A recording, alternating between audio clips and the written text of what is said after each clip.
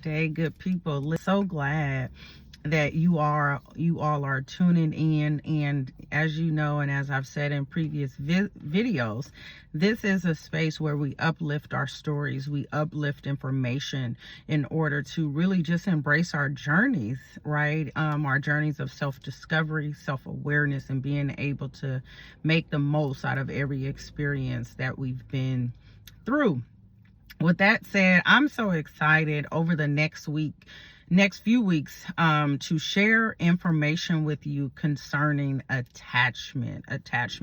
I know each of us have heard the whole notion of attachment many times before, and a lot of times when it comes to attachment, we think about it from the perspective of how we show up in relationships, which is true.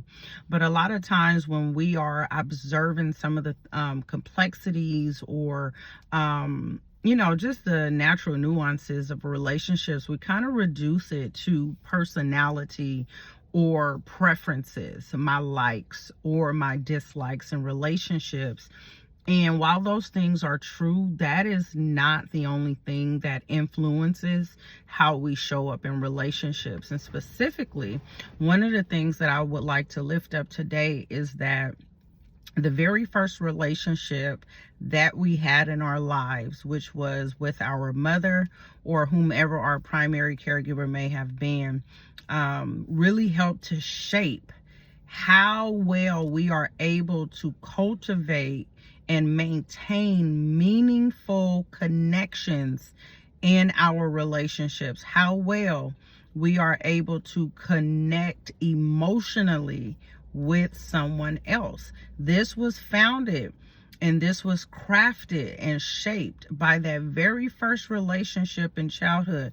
I do understand that many may not have been raised by their mothers. I am one where I was not primarily raised by my mother. I had an intermittent relationship with her where I did encounter and experience a relationship with her sporadically throughout my childhood and even into my adulthood. But the theory remains the same. With that very first relationship that we experienced, it really depended upon what we were able to receive or not receive from that primary caregiver. How well our mothers, our fathers, or our grandparents, whomever raised us, were able to meet our needs or not. The result of that influences today us as adults and how well we are able to cultivate and maintain meaningful connections. And over the next several videos, I'm going to really break down the different types of attachment styles. In this video, I'm only going to give an overview of what they are. But that initial relationship that we had with our mother or grandparents, whomever raised us, in infancy, we still very much had a large playing field, if you will, of how well our needs could be met. In other words, what I'm saying is, in infancy, we had needs. So when you think about an infant right now, what are their needs? In infancy, they cry because what? They either need food or they need to be changed. Sometimes infants cry when they want to be held and nurtured and soothed in that way. So in infancy, the needs are very basic. However, whether or not that mother or that primary caregiver are able to respond to those basic needs influences their perception going into adulthood as to other people's ability to meet our needs as adults. So in other words, I'm saying we remember from childhood, we remember how well our needs were able to be met.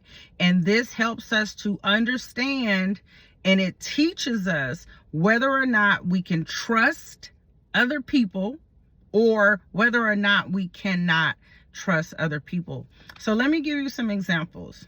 Now, what are some of the reasons why primary caregiver, a mother, would not be able to meet those basic needs. By all means, when you think about a mother with a child, the number one thing that you think about is that that mother is going to be there. This is such a small child that has needs that they cannot articulate verbally.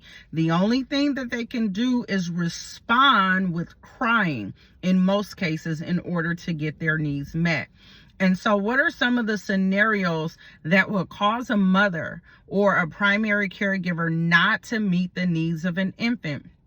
Sometimes our mothers, our parents have gone through such extensive and complex trauma of their own that it has become increasingly hard to respond to the needs of an infant.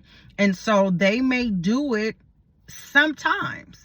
Now, this is hard to imagine, you all, when you think about it at face value. You truly don't know the capacity of a mother to meet a child's needs until that mother is in that situation. And some of you may have observed this, maybe in your professional life. You work with children, you work with families, and you see where a mother is struggling, right, to respond to the needs of their infant. And so, as I stated, mothers can be enduring their own complex trauma that causes them to either not respond to the crying or respond in a very delayed manner, which teaches that infant that I can't depend on this person. I can't depend on my mother to meet my needs. Now, let's talk about it from a different angle. From the opposite direction. You have an infant that is crying and, hey, I'm hungry. Hey, I need to be changed. Hey, can you just pick me up? Right through those cries. And so you have some mothers, in most cases, it's a lot, the percentage is high, right, of mothers who respond right away. Once you hear that baby crying, you run to that child, you coddle that child, or you begin to check, why is my child crying? Why is this infant crying? Let's check to see if they need to be changed. Let's check to see if they're hungry. 2 hours have passed, 3 hours have passed. He or she must be hungry, right? But the point is that mother is responsive, highly responsive to responding to the infant's needs. And what that is doing, even in infancy, because we know the brain is still developing. However, that infant is learning, hey, I can trust this person. I can depend on this person to meet my needs. So therefore, I know if I cry, my mother is coming, which is why a lot of times infants do what? They stop crying once they're picked up, once they're changed, once they're fed, because their needs are met. But for that infant whose needs are only met sometimes, or whose needs are very seldom met, a lot of times that infant will continue to cry even after whatever they needed in that moment have been provided. Or infants can be taught, and children, especially between the ages of 0 and 5 years old, if the infant is learning that this person is not trustworthy, I cannot depend on this person to meet my needs,